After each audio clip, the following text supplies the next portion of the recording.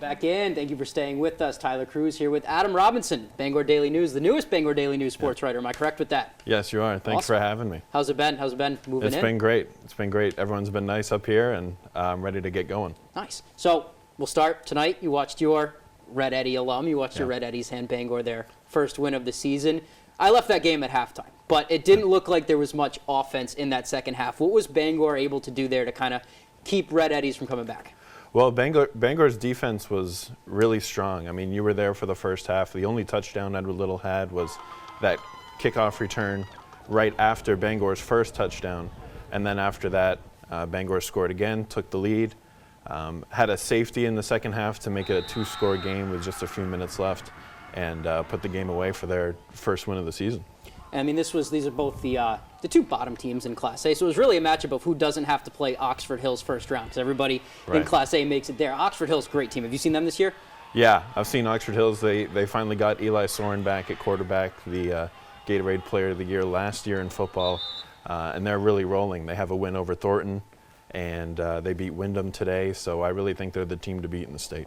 Sticking with Thornton Academy, we'll use that as a little transition here. Big matchup for them tomorrow against probably the top team in Class B North, Skowhegan, 6-0. When you look at Class B North, there are a lot of teams under Skowhegan that are very good, solid teams, Lawrence, Coney, Windham. Does anybody have a chance at getting to the Riverhawks? I don't really think so. Coney squeaked by Gardner today, but I think Skowhegan with Brendan Dunlap at quarterback, he's taken over midway through the season. They haven't really skipped a beat. He can run it, he can throw it, and they seem like the team to beat in that region. And I think that Thornton game tomorrow, Thornton has 2 losses, which is unusual for them. I think that'll tell us a lot about that Skowhegan team. Yeah, and a lot to learn from that Skowhegan team. They can really do it on both sides of the ball. You mentioned Brendan Dunlap there. I mean, he came in for Adam Savage after week 1, and like you said, didn't miss a beat at all. You mentioned, we're talking Class B North now, you were at that Brewer-Falmouth game. You actually had an article that came out about the team's kind of fighting for some playoff position right now. Brewer might be one of them. What have you seen from the Witches so far? Yeah, Brewer, they played Falmouth last week. I was there. That was my first game with the Bangor Daily News. And Cameron Hughes and the Brewer offense moved the ball really well against Falmouth.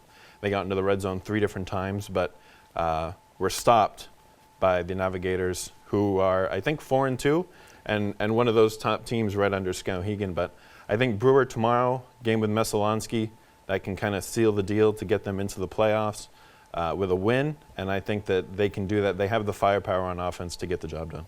Let's move on to, we'll just move down a division right now. I think, well, we won't talk about Class D. I think Foxcroft has that one under wraps, but we'll talk about teams that are in the playoffs right now, and I want to start with Herman. The Hawks 4-2, but they're in kind of like a deadlock right there with Madomic and Oceanside. Have you seen the Hawks this year, and what do they do well that's kind of going to allow them to make a push in the playoffs? Yeah, Herman, win 1, lose 1 for the first, I think, 6 weeks of the season, 5 weeks of the season.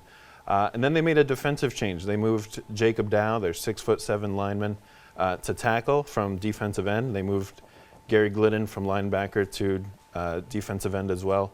And they've been playing really well. They gave up 12 to Hamden and shot out Oak Hill, and I think they're going to have another big win tomorrow against Winslow. Awesome. And the last thing before we wrap this one up, it's not a football question. Are you watching the Flags this weekend when they're on ESPN Plus with Montverde? Oh, yeah. Yeah, they had a big win. I saw the score earlier. They had a big win tonight. #1 team in the country. I'm excited to watch them tomorrow and hopefully Sunday kind of prove themselves, and Cooper Flagg kind of prove that he's the top recruit in his class. Awesome. Adam, thank you for staying with us tonight. Thank you for coming on. It was a blast. Do this again sometime. Yep. That's going to do it for right now. We will be back with more after this.